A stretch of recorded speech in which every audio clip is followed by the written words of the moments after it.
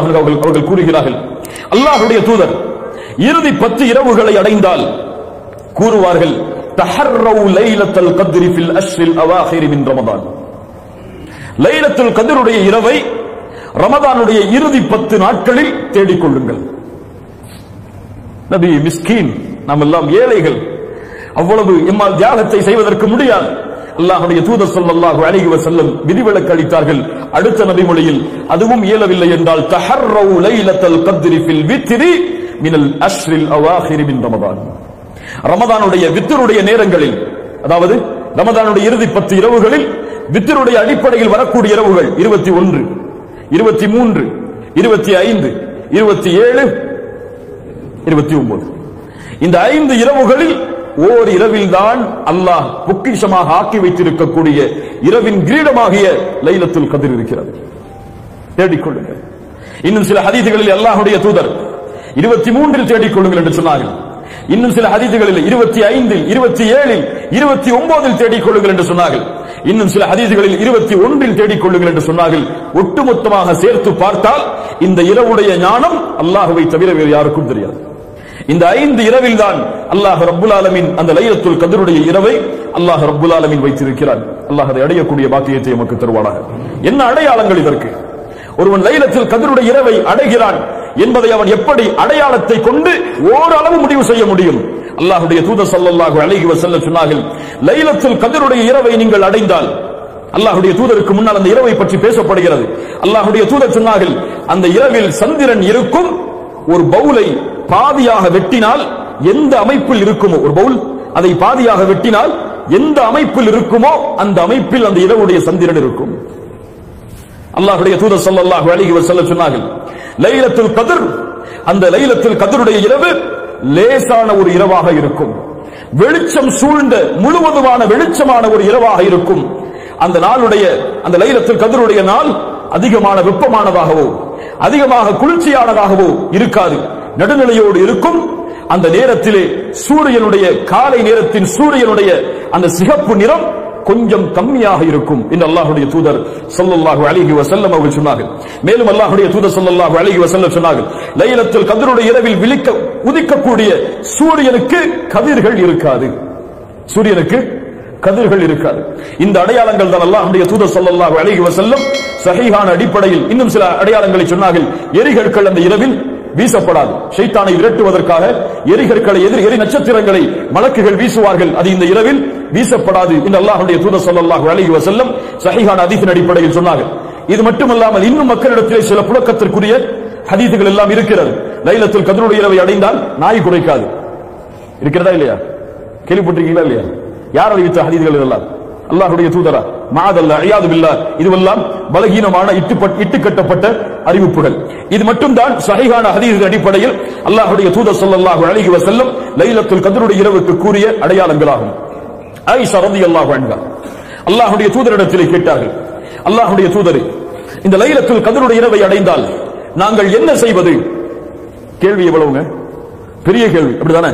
முழு இரவும் நாங்கள் என்ன அமல் செய்வது? எதை கொண்டு அதை வரவேற்பது? என்ன கூறுவது அந்த லைலத்துல் கத்ருடைய இரவை அடைந்தால்? அல்லாஹ்வுடைய தூதர் ஸல்லல்லாஹு அலைஹி வஸல்லம் சொல்லுங்கள், அவர்கள் சொன்னார்கள், அந்த லைலத்துல் கத்ருடைய இரவை அடைந்தால் ஆயிஷா அவர்களே, இந்த துஆவை ஓதுங்கள். ஒரு பக்கத்திற்குள்ள துஆ அல்ல, 2 பக்கத்தை உள்ளடக்கக்கூடிய துஆ அல்ல, ஒரே வரியில் 3 வாக்கியங்களை கொண்ட துஆ. அல்லாஹும்ம இன்னக அஃபுவுன் துஹிப்புல் அஃப்வ ஃபஅஃபு அன்னி. சுப்ஹானல்லாஹ். இந்த துஆவில் அப்படி என்ன பொக்கிஷம் இருக்கிறது? இந்த துஆவை அல்லாஹ்வுடைய தூதர் இந்த இரவுக்கு ஓதுவதற்காக கூறிய காரணம் என்ன? எவ்வளவோ நீளமான துஆக்கள் இருக்கிறது, எவ்வளவோ அல்லாஹ்வை புகழக்கூடிய வார்த்தைகள் இருக்கிறது. அல்லாஹ்வுடைய தூதர் ஸல்லல்லாஹு அலைஹி வஸல்லம் இந்த வார்த்தையின் அமைப்பை ஆக்கியதன் காரணம் என்ன? அல் அஃபு, அல் கஃபூர், இந்த இரண்டும் அல்லாஹ்வுடைய பெயர்கள். ஆனால் இரண்டுக்கும் அர்த்தத்தை வெளிப்படையாக பார்த்தால் மன்னித்தல் என்று அர்த்தமாகும். மன்னிப்பவன் என்று பொருள்படும். அல்லாஹும்ம இன்னக அஃபு, அல்லாஹும்ம இன்னக கஃபூர். வெளிப்படையாக பார்த்தால் இரண்டும் ஒன்றுதான். ஆனால் அரபி மொழியின் விளக்கத்தோடு பார்த்தால் இரண்டும் ஒன்றல்ல. அல்லாஹ்வை இன்னக கஃபூர் என்று கூறாமல் இன்னக அஃபுவுன் என்று அல்லாஹ்வுடைய தூதர் இந்த லைலத்துல் கத்ருடைய இரவில் கூறியதன் காரணம் என்னவென்றால், நல்ல கவனிங்க, கஃபூர் பாவங்களை மன்னிப்பவன். நாம் பாவம் செய்து அல்லாஹ்விடத்திலே பாவ மன்னிப்பை தேடினால் எம்முடைய புத்தகத்தில் பதியப்பட்ட அந்த பாவம் மன்னிக்கப்படும் இன்ஷா அல்லாஹ். ஆனால் அந்த பாவம் மறைக்கப்படாது, எடுக்கப்படாது அந்த புத்தகத்தில் இருந்து.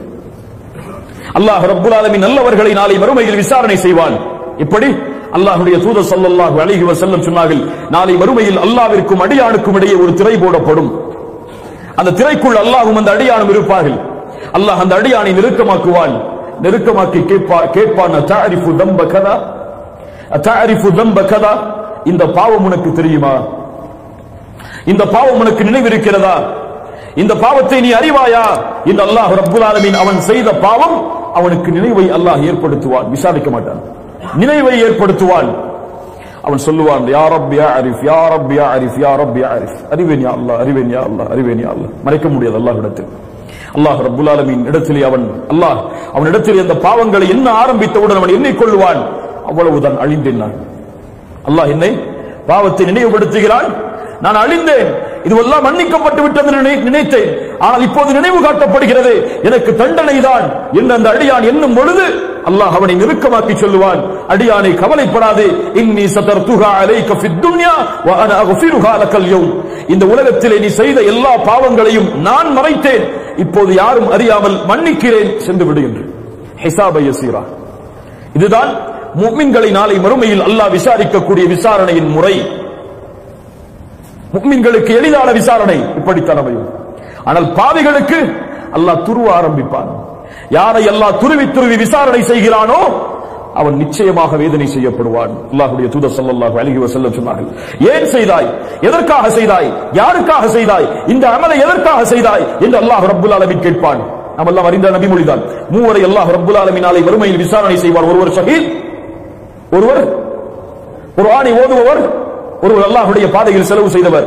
ஷஹீதை அழைத்து அல்லாஹ் என்ன கேட்பான், நீ செய்த பாவம் நினைவுக்கு இருக்கிறதா என்று கேட்பானா? அல்லாஹ் கொடுத்த அருட்கொடையை கொண்டு நீ என்ன செய்தாய்?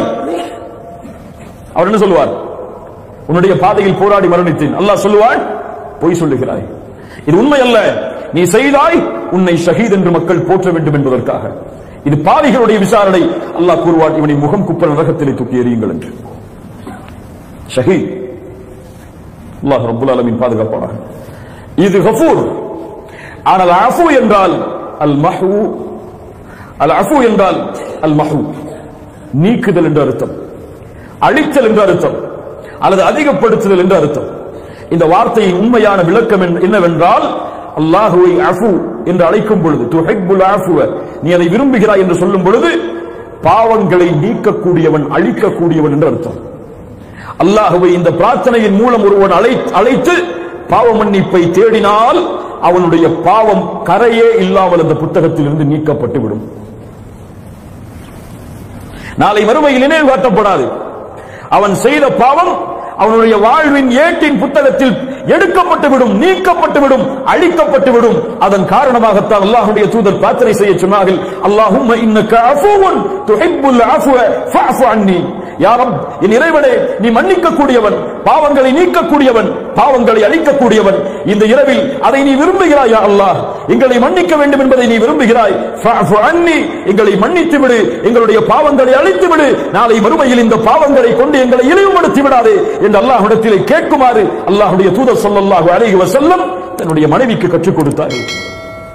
கண்ணியத்துக்குரியவர்களே, அல்லாஹ் ரப்புல் ஆலமீன் இந்த புரிதலை நமக்கு தருவானாக. அந்த இரவு அல்லாஹ் ரப்புல் ஆலமீன் பாவங்களை மன்னிப்பதை விரும்புகிறான். எல்லா இரவும் அல்லாஹ் விரும்புகிறான். நாம் எல்லாம் அறியவில்லை அதை. அல்லாஹ் ரப்புல் ஆலமீன் ஒவ்வொரு இரவும் மூன்றாவது இரவுடைய பகுதியில் முதல் வானத்திற்கு அல்லாஹ் இறங்கி வருகிறான். யார் சொன்னது? முஹம்மது ரசூலுல்லாஹ் ஸல்லல்லாஹு அலைஹி வஸல்லம் வந்து கூறுகிறான், அனல் மலிக், அனல் மலிக், நான் அரசன், நான் அரசன். மன் தல்லதி யதுஊனி ஃபஅஸ்தஜீப லஹ், என்னை அழைப்பவர்கள் யார், அவர்களுடைய அழைப்பிற்கு பதில் கொடுக்கிறேன். மன் தல்லதி யஸ்அலுனி ஃபஅஅதியஹ், யார் தேவைகளை கேட்பவர்கள் அவருடைய தேவைகளை நிறைவேற்றுகிறேன்.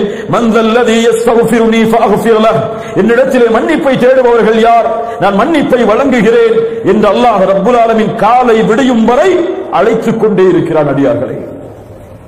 ஆனால் அல்லாஹ்வுடைய அப்துகள் பலர் என்ன செய்து கொண்டிருக்கிறோம், என்ன செய்து கொண்டிருக்கிறோம்? சுப்ஹானல்லாஹ். அல்லாஹ்வின் அழைப்பு ஒவ்வொரு இரவும் அடியார்களுக்கு உண்டு. இதற்காகவே அல்லாஹ் முதல் வானத்திற்கு இறங்கி வருகிறான். அதுபோல்தான் இந்த லைலத்துல் கத்ருடைய இரவிலும் அல்லாஹ் முதல் வானத்திற்கு வருகிறான். வந்து இதே கேள்வியை கேட்கிறான். தேவைகளை கேட்பவர்களுக்கு நிறைவேற்றப்படும், மன்னிப்பை தேடுபவர்களுக்கு அவர்களுடைய பாவங்கள் முழுவதும் மறைக்கப்படும், மன்னிக்கப்படும். அல்லாஹ் ரப்பல் ஆலமீன் அந்த பாக்கியத்தை நமக்கு தருவானாக. அல்லாஹ்வுடைய தூதர் ஸல்லல்லாஹு அலைஹி வஸல்லம் மேலும் இந்த லைலத்துல் கத்ருடைய இறுதி 10 அடைந்தால் அல்லாஹ்வுடைய தூதருடைய சஹாபி நபித்தோழர் இப்னு அப்பாஸ் ரலியல்லாஹு அன்ஹு சொன்னார்கள், அல்லாஹ்வுடைய தூதர் வீசுகின்ற வேகமான காற்றை விட அல்லாஹ்வுடைய பாதையில் செலவு செய்வார்கள். யார்? தூதர் முஹம்மது ரசூலுல்லாஹ் ஸல்லல்லாஹு அலைஹி வஸல்லம்.